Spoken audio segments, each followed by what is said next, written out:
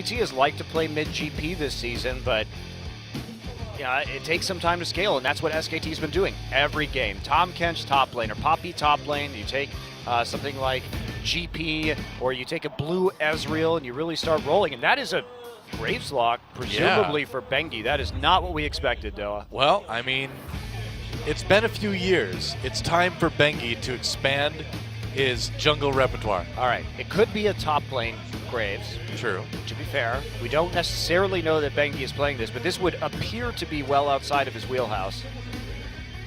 Unless he's suddenly become a Graves master. Just when you're ready to count Bengi out, he comes back. It's true. So, it's true. Corki probably in the mid lane for Faker. I think that's what we can suss out. That has been a Faker champion so far this season, and less of a Bang pick. That's fairly likely. Lucian could be locked in. I don't know about the Alawi. We have not seen it yet in Korea. Especially not this early. You would be grabbing that one. Then again, it is SBENU. Sauce has been known to do some crazy things. Heimerdinger would also be one of those crazy things, but will probably not be locked in. There we go. All right. Trundle, last minute. You were getting worried there, weren't you, Doa? I was getting a little bit worried. It's okay, you don't have to be worried. Lucian and Trundle. So it's basically a composition that we might see SKT run, the exception of that Trundle, but lots of emphasis on the Lucian carry in the late game. Nuclear has been a bright spot in an otherwise pretty dark season for SBENU. SonicBoom thus far, and oh boy, triple AD carry. Yes, indeed. And Bang on Ezreal has been a classic for SK Telecom. Bengi maybe just grabbing that Elise, and you might be right. That might just be a top lane Graves. I was suspicious, Doa. Or you could be wrong. I could also be wrong. You could be wrong, too. You don't know yet. You don't know which it's going to be. Wrong or right. Braum is the pickup. I mean, you have to believe that Tom Kench is probably coming next for SKT once they see what the top lane pick is. Makes sense. And Secret known as a great Alistar player. That's why we've got the ban against him, but Bard could work too. Blitzcrank would be really entertaining, and it might be a top Quinn here for Soar, with Sawson taking that Lulu in the mid lane. Setting up for a pretty strong 4-1 split composition. Well, they need a jungler though, don't they? Yes, they do. Unless they're going to do something truly wacky like have Trundle jungle. To be quite slow on the clear time. But the Elise and the Bard, so lots of peel. It's all about nuclear this game. Yep. The Fiora for Soar. Okay. And Flawless will be using that Elise. So what's the final pick for SK Telecom going to be? Poppy's gone right through the draft, but wow, honestly, yeah. SKT has not been one of the better Poppy teams. Duke has not been one of the better Poppy players. See, I feel like Wolf could be a good Poppy player.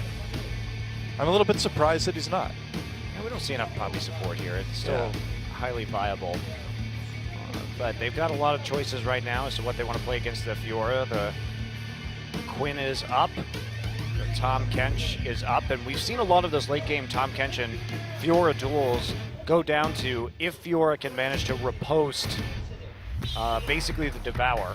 Because if not, we've seen how someday can lose in that duel. But it may just be a Poppy again. Hey. I don't know about this. All right. And so that'll be a top Poppy. And so it will be Bengi using that Graves in the jungle. So a bit of a surprise, but they're taking a triple AD carry composition. Faker can play either Ezreal or Corki, as can Bang. So we'll see which one it shakes out. Generally, we've seen the Corki on Faker and the Ezreal on Bang, but it looks like they're going to switch it up this game and actually just play the mid lane Ezreal. Nope. All right. Swapping it. I thought they were probably going to swap it. Nope. Oh, they do. Okay, there we go. All right. Nope. Oh. No, they've got until 20 seconds. I think they're going to give Faker Corki. Huh? Yep. All right. Thought so. So end up with the Bang Ezreal instead. They've got the disengage. So again, we saw this from the Tigers. They take the Braum early to prevent a counter to their poke composition. Trundle was already taken though, so by the time that was locked in. Well, we saw something similar not work out too well for the Rocks Tigers. We'll see if SK Telecom can make it happen against SBENU. Yeah, that Trundle was still flexible at the time though, because they hadn't locked in Fiora. So just doubling down, they have Poppy and Braum for disengage. And just like we saw in game one of the Tigers versus Africa really comes down to SBENU's ability to pull off some TP flanks, and they don't really have the best team composition for it. Well, we'll see if SK Telecom can take the win, move out ahead in this best of 3. Time to get in the game and find out. Mother Nature, everybody wants to rule the world. And welcome to Summoner's Rift. SBENU, SonicBoom, taking on SK Telecom, our reigning League of Legends World Championship team, who this season has kind of missed a couple beats so far. But if you think back to early 2015, there was a lot of experimentation going on. The results didn't really look that much better, and we all know how that season ended up. It just takes time. I don't think that SKT is really experimenting right now. I think they're just trying to iron out the kinks with Duke and replacing that top lane position, and they're dealing with a meta where Bengi really isn't the best player to have on your team. So as long as this sort of highly mechanical carry jungling comes about, and there aren't a lot of utility picks, Bengi is a smart jungler when it comes to pathing and when it comes to controlling vision and creating pressure, but he certainly isn't a dazzler, and hasn't been for a while when it comes to just outplaying somebody in a 1v1 or playing delicately in a team fight. But in the club scene, Bengi is totally known as the Dazzler. The Dazzler? It's true, I've heard. I've heard the rumors. Bengi the Dazzler? That's right. They call him the Dazzler. You can find him at the club. Oh boy, some quality HP sustained in our top lane. We're gonna end up with standard lanes this game. Yep. That's right, and really, I mean, everyone's just kind of curious to see how this is going to work out for Bengi. Meanwhile, Bang taking some early hits here. Yeah, burns his heal super early on. Yeah, well, Secret had a really good trundle pillar, and when you are able to land that early on, it costs a lot. They also hit level 2 first. Yeah. So, pretty easy advantage taken there by Secret and Nuclear, and you don't want to end up in the Trundle Lucian lane if you are Braum and Ezreal. But this is one of the reasons why SKT has been just struggling in the early game, is that they play scaling like this. Is their composition powerful late when it comes to Siege and Bang taking over the game on Blue Ezreal? Yes, and they've had huge comeback victories, like the game one they had against the Rocks Tigers with the Blue Ezreal. But it definitely has not been working out for them when it comes to getting the gold lead at 15 minutes. Yeah. Very true. I mean, you add into that just the crazy stuff Faker's been able to do on this Corki once he gets rolling, too. You can kind of nearly always count on SK Telecom to have a pretty strong late game.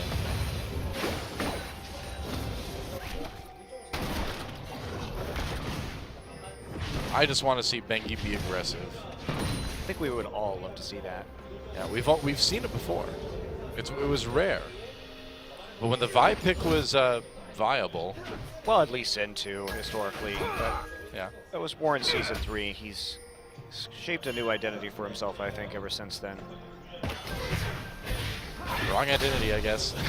Well, it worked last year. In some metas, Noah, it's wonderful. In others, like this one, it's not exactly the greatest, but we also see players like Peanut, who last year, of course part of it was he was more of a rookie, struggling, but when he can actually play aggressively, it's an entirely different story.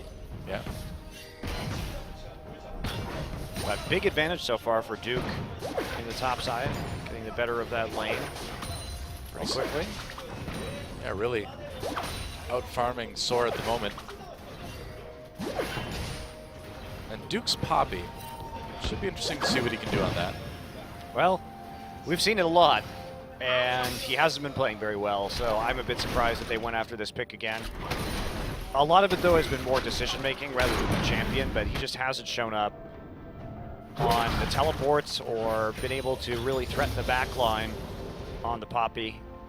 It's been pretty underwhelming. Well, against a team like SonicBoom, maybe it's not the worst time to give yourself a little bit of experience on it. Fair enough. Uh-oh, Bengi's coming in. He's aggressive, Bengi now. Trying to stop Flawless from taking that Grum. Aggressive Bengi is going to aggressively throw down a ward and walk away. Never mind. Joke's on you, Doa. Got to fight over this ward now, right? Well, you have to fight. Flawless is Nice. going to win that one 100% because he doesn't have to reload. Oh. Sort So of. much for aggressive Bengi. How about aggressive Faker? I'm used to that. Happens every game. It's really good, but nothing new. Take a big chunk out of Sauce, and Faker actually burned his exhaust, it looked like there, yeah. But yeah, he's got pretty much free use of that ability, considering Sauce just has TP. Yep. Oh, aggressive Bengi walking away aggressively. Sauce just going to TP into that mid lane, and Faker needs to be careful here. He's got his flash, but he'll still get caught. Here comes Wolf to make sure he's safe. Ah, here we go. Aggressive Bengi. Oh. He's walking up to auto the wave, Doa. Nice. One auto, and that's it. Thank you. Aggressive Bengi, controlling minion wave so Faker can back. So good, man. He killed that one minion, and I was like, man, that was more aggression than I've seen from Bengi in a long time. Look at that, aggressively taking the Raptors. He can't really Except for the big one. He can't really do anything about this while Faker's in base, so Well, just getting what he can. they're up around more. Meanwhile, Wolf is there, and the deep wards go in. Isn't that the most important thing, Doa? The deep wards? Yeah, pretty much. Yes, the answer is definitely yes. Whatever you say, Trundle. He's like, I made this big ice skating rink. Once Riot updates all the champions, it's just going to be non-stop yelling in the game. I know, right? It's so irritating. Hey, those voice actors are paid by the hour. You gotta fill it. Fill with something. Right, it's like, look at all these awesome character lines we have in the game, but they don't realize that the end result is with every new champion and as everything gets updated visually and in terms of the audio, that it's just going to, team fights are going to be an absolute nightmare. It's gonna sound like 10 people shouting I'm sorry, at each other. I needed this character to be able to yell this line at this other character during the team fight. Yeah, so cool. Unique interactions. And it's just going to be like... You're in for the peace and quiet of the Jerry Springer show. That's right. Man. We don't really have any good Corky Lulu interactions yet. Need to work on that. I'm gonna play. I'm not. There you go. Wrote that one for you. Oh, Wolf stopped from coming in. They were gonna try to gank Secret Nuclear in the bot lane, but it looks like it didn't work out because of the ward. Another exciting early game. Oh yeah. To all these standard lanes, but Swords bounced back and actually gone back in the lead when it comes to that CS. So he's got the Tiamat very fast here. So Poppy's going to be stuck next to her turret for a lot of the time right now. Has the Bomby Cinder, but nothing else really. Oh, here comes aggressive Bengi. He's like, oh, I didn't get my red buff. Oh. Yeah, just stolen right out from under his nose. Yeah. See if he goes onto the other side of the map and tries to take a red buff, considering that his bot lane is well in control of the pressure, and they've got a million wards. There's one now. He's already ahead when it comes to that jungle CS too. And notice he has Boots of Swiftness on Graves before going for a warrior in chat. Oh, Bengi, never change. It's so he can get there faster and be aggressive. Clearly. He's the warding Graves. That's right. Take note, Peanut. This is how you play a Graves. He's not even going to fight over this red buff at all. Tracker's knife and the Boots of Swiftness. Yeah. God bless you, Bengi. Got the grump.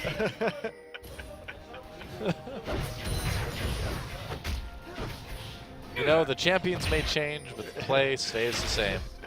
Uh-oh, now, okay, never mind. Here's the big change. Aggressive nature. Nice. He wants that red buff. He got it. Nice. Nope. No. Oh, he didn't get it. He did, okay. I was worried there. I got fooled for a second, too, because I saw the one on Flawless. Yep. There you go. Nice aggressive move, Bengi. He's methodical. Comes in at the right time. That's the intelligence right there. Perfectly timed. Faker has the ability to roam out of that mid lane. Yep. So he set it up, and it does work out in the end. As much fun as we make of Bengi, he succeeded in trading that red buff when all was said and done. Well, Bengi is becoming quietly one of the greatest League of Legends players of all time. You realize this, right? In terms of results, he's won 2 world championships. He's won like 1 million seasons here in Korea. And he's never bad. He's always pretty good. Yeah, he's pretty good to really good. I mean, he had a bad season 4 overall. His showing was not particularly inspiring, and we wondered if he was even going to come back for season 5. And we found out he even had thoughts of retiring, and Coma convinced him to stay. But even then, he wasn't as bad as some other junglers. You can't deny 4 titles and 2 world championships. So, yeah, that's right. Successful Bengi. Saucin gets in a nice safe ward to watch for ganks coming in. Oh, gets pinged immediately though. They know what happened. Well, they saw him walk out very briefly, so they have a very good idea of where that ward is. And Finger's been great at using the package effectively to set up ganks. Always that possibility that you can go after a Fiora perhaps in the top side. They have tons of bursts up there already. Curious how he's going to use this. All the wards have expired in the enemy jungle. But you see Wolf coming in again. Trying to make that play, and Baker just pushing up here as best he can. Take away the Raptors, and well, they have denied a decent amount of CS from Flawless. It is a little bit of a lead for Bengi. Now the fact that Bang has gone even in the solution lane too is huge for them. And now SKT going to be able to grab a dragon, it looks like. Yeah, no defense from SBENU, just the pillar to kind of keep an eye on things. Dragon's dying pretty fast though. Baker's backing away, wants to go protect his mid lane, as it looks like Bengi and Wolf should have this one. And they do. Well, Bengi doesn't have smite, so they do have to burst it all the way down to 0, but very polite applause for that dragon. Well, this is a solid sign, at least for SKT. Like we said, coming in, they were last in the league in terms of their dragon control. They had only taken 32% of the dragons in their games. And this is a team with more wins than losses. And they still had 32% dragons taken. So that was pretty awful. In some ways, it does show they weren't taking risky fights early on when they were trying to scale up with GP or Ezreal, but probably should have more than 32% all the same. You can't find those windows to take them for free like we saw right there. There's probably something wrong. Well, they're trying to break all the trends right now. They've actually got a gold lead before 15 minutes. Amazing. See if they it's can keep it up. One. Yeah. They're not behind 782 gold, which has been their average in 15 minutes. Yet, we'll wait.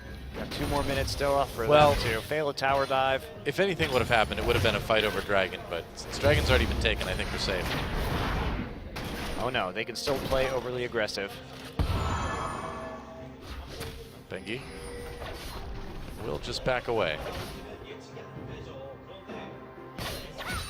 SKT with pretty good vision too in the bottom middle. Well, typical Bengi. Yeah. Right.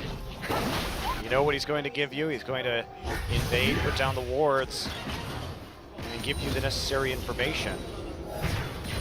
Finally working his way up to that warrior enchantment.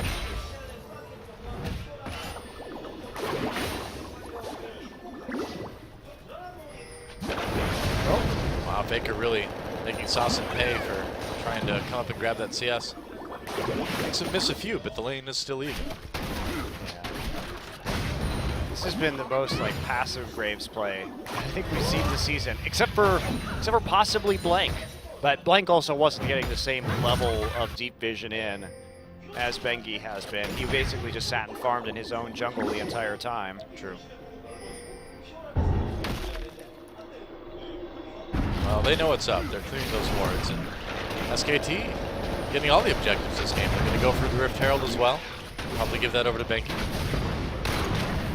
Maybe Faker. Nope, Bengi.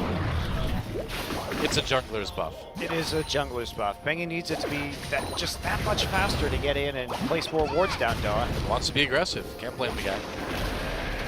This is really interesting, actually. That's an Eye of the Watchers onto Lulu, Saucin.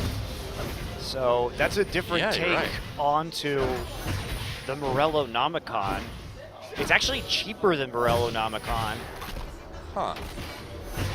So really curious. He's actually built this instead of a Frost Queen's claim, but you're going to have a lot more wards out of that, and you still get that 100% mana regen and the 10% cooldown reduction.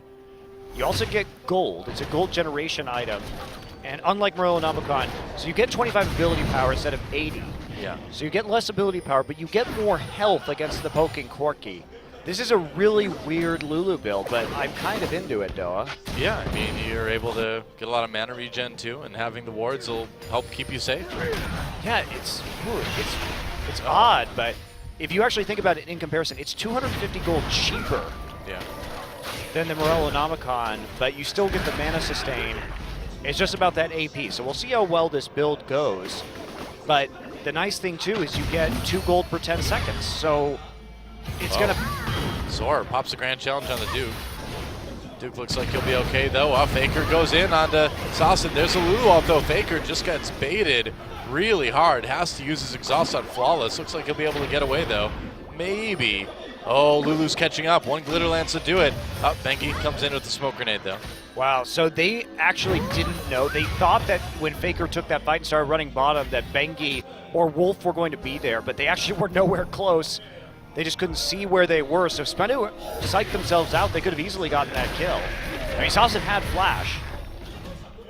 Wow, they faked themselves out big time there.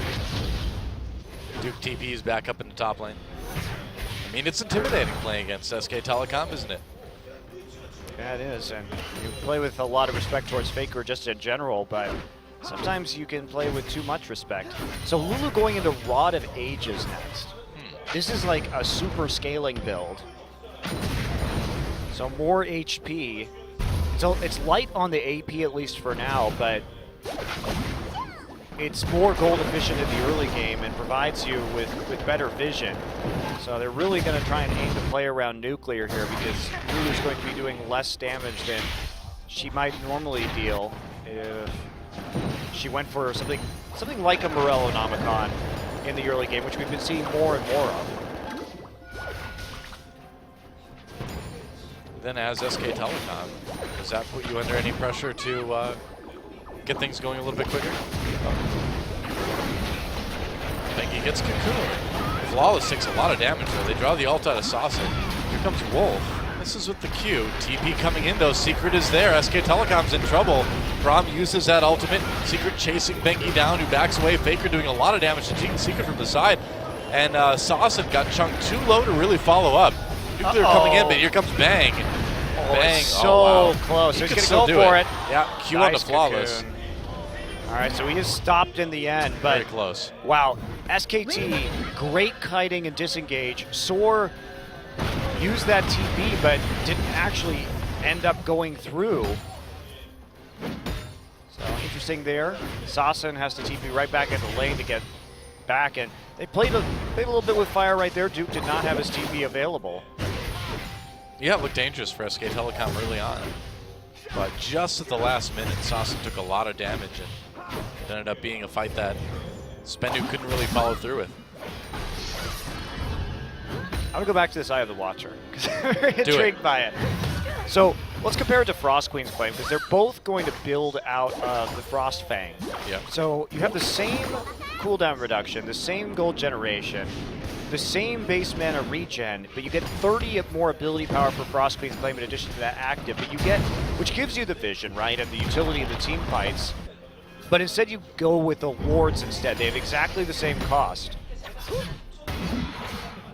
I don't know which is better. Saucin's always been a very creative player. True. I feel like I'd still side with Frost Queen's claim just because of the utility it gives you. I think I would too, but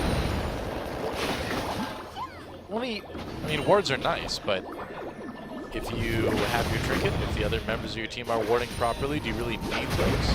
Well, this is one of those situations where I kind of wonder if it was the Tigers playing Lulu. Uh-oh. Yeah, Faker gets the turret, has to make it out. If the Tigers were playing Lulu and you... Flash Cocoon, Faker dodges. He saw that one coming a mile away. SK Telecom going for the second dragon. They'll take it easily. Yeah, Flawless with a desperation play right there. Even if he had landed it, he didn't have the backup to take that. if you just think about it, Sasson had already run away from that situation. Everyone from SKT was on the Dragon. So you land that and still nothing happens, really. Bang. Bang has to back away, but Flawless did take some damage. Can you get him with a true shot barrage, maybe? Thinking about it. No, it doesn't look like it. Flawless already topped up right there. Yeah, I think I agree with you, Joe. I think Frostqueen's claim is better right now, but as I was saying, if you're playing with a Graves on your team, or somebody like Peanut who's like Nidalee with Skirmisher Saber, and you want the extra wards coming from somewhere, then maybe I can see some value to this build. But Frostqueen's claim is just so good, even though it was nerfed on this patch 6.2, and the cooldown has been raised by 30 seconds, which is a 50% increase. That is a huge nerf. Right.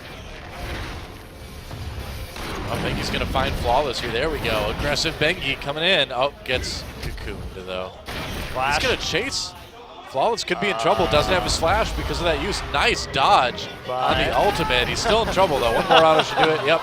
First blood at 21 minutes almost goes to Bengi, the aggressive Graves. It all paid off in the end. He's got that farm advantage. Yeah. He's starting to stack up, moving into his Yomu's Ghostblade after the Hex Drinker. And there's a flash from Wolf. They want this. Yeah, they really do. Secret dodges the ultimate, but gets kind of zoned away from his carry. Nuclear still does a ton of damage to Wolf, but here comes Faker to try to clean it up.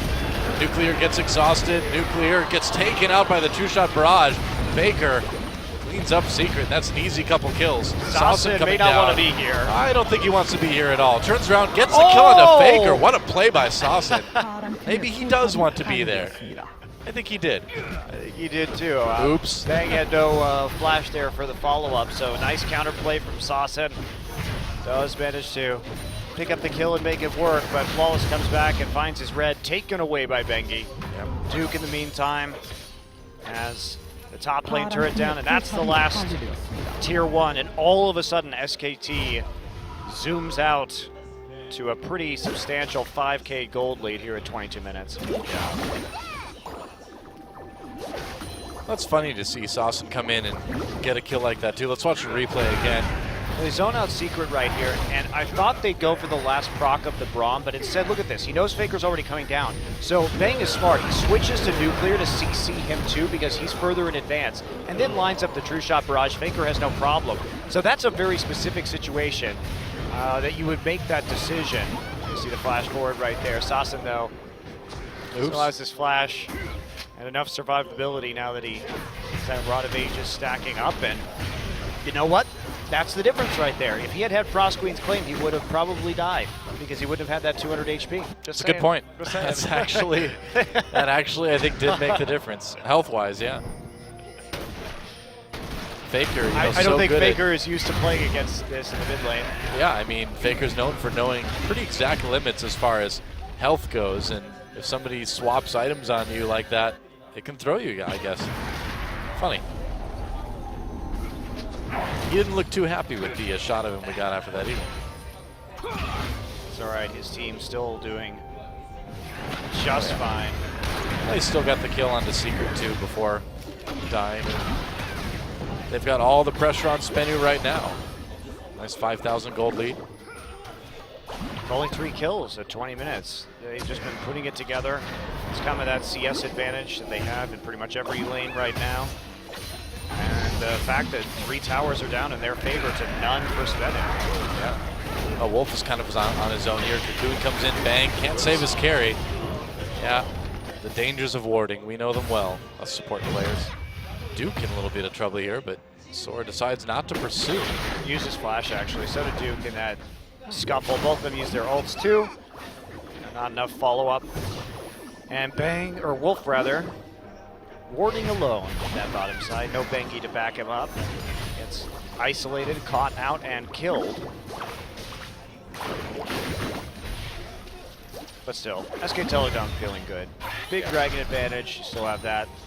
You've got enough wave clear to easily deal with the pushes. And SBENU, even though they had the advantage in the bottom lane in the 2v2, they haven't actually translated that into an objective up until right now. Yep, getting that bottom lane turret. That's their first of the game, and it's coming pretty late at 25 minutes. Very slow tower. But they still have the late game Fiora, and that is their big hope. If Sora can play this out and start really pressing home in the late game with that huge power spike that Fiora gets. And if you compare Soar's Fiora, though, to Smeb's, I mean, you could almost forget that a Fiora was in this game up until this point. Yep. 25 minutes, though. Fiora's going to come online, and we'll see what Soar is made of here. I suppose. Because he is getting very close to picking up the couple core M's you need. Has the Hydra and working towards that Black Cleaver. Sterix Gauge and Iceborne Gauntlet, interestingly, from Duke, so much higher damage Poppy build than we typically see. Not sure if they really need damage in this game. I don't know if I agree with that. He probably should just be playing tanky with his triple 80 carries. Oh, Bengi gets out there. They activate the dragon. I don't think they're quite ready to go for it, though. No, take crab now, push out bottom lane, and then take the dragon. That should be the operation here for SK Telecom. Make sure your mid lane stays up. You don't want to trade that over. That's the dragon less important than keeping your mid tier 1 available. Wow, Duke doing a really good job poking down Soar, but now they have to worry about this mid lane turret. Well, at least for the moment, that Poppy build really working out for Duke. Yep. Here we TV go. coming in. Duke wanting to make an appearance now. He's going to throw Flawless against the wall. Bank comes in for a bit of damage. SKT, everyone pursuing Duke with the ultimate. But it looks like SBENU should be able to back away, and all of this will just serve to get SK Telecom, theoretically, that third dragon. Yeah, that was good, just trading the TPs. Duke also came out of his TP and realized that he had his ranged auto attack on Poppy up. So he threw it backwards to zone out as many people and try and get the collapse. Duke now has to run into the top side. SBENU still wants to play around this dragon, but they're not going to get it. Well, they want to at least try to trade the top turret for it, but Duke's already back in lane, so it doesn't look like Soar's going to be able to get it right now. Just goes back, throws out an auto, picks up his shield. So Duke's Sterix Gauge, Sunfire, Iceborne Gauntlet build, at least at this point of the game, is capable of repulsing this Fiora, which is something we haven't seen. So I think it's interesting that we can take a look at this even matchup right now when it comes to kills and CS and say, okay, this is something that Poppy can deal with at this stage. Wow, Faker going in onto Saucin. Saucin gets exhausted, tries to ult himself. Faker flashing over the wall. Could be in trouble though, may have bitten off more than he can chew. In fact, almost had. Gets healed in the end by Bang's hero power. Oh, dude. Wolf flashed Bang got for the that. summoner. Wolf flashed to protect Faker with the jump over. And it worked. Bang popped the summoner heal at the same time, and all of that was enough to keep Faker alive. Got the kill on the nuclear, got the tier 2 turret. Now they may try to get a Baron. Yeah, might be a little bit early for that, but they did get the kill onto the AD carry. Well, it's 28 minutes. There, they can do it. It seems earlier though, doesn't it? Yeah, they can just force this. Yeah, they can at least bait it. That's a confused Spider.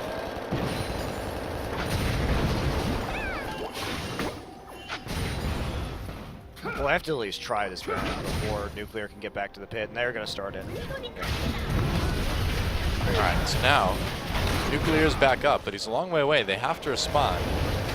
SK Telecom doing his Baron pretty quick though. Wolf just blocking some damage. They're going to disengage. Flawless may have come a little bit too far forward. Braum ultimate doesn't connect with anybody though. And that's looking a bit disjointed. Yeah, it is. You have the Braum Q, you have the Braum ultimate, you have two Iceborne Gauntlets. You can't track anybody down right there. Not with the best engage, but SBENU dancing around just enough to deter them from taking the Baron and actually probably closing out this game. Yep. Still holding that 5,000 gold lead at 29 minutes, which is pretty nice. Bang's not going to get any weaker either, and we know what he can do in the late game on a blue build Ezreal. Yeah, exactly. Faker's still very strong. Bengi actually doing a lot of damage. The whole team just doing a lot of damage. And Wolf soaking a lot of damage. He's there to be the sponge. Yep. With what we see actually him pick up the Frozen Heart at the end, and their only damage threats are Fiora really and Lucian. By going for Eye of the Watcher, Sassen has delayed some of his AP, so he's not going to be quite as strong as other Lulus would be. Looks like he wants to pick up a death cap now. Yeah, it still has the Rod of Ages stacking, so it's not going to be terribly weak, but just chose a more delayed late game Lulu build based around vision. Aggressive Bengi's killing all the wards. He's got it on lockdown, man. Yep.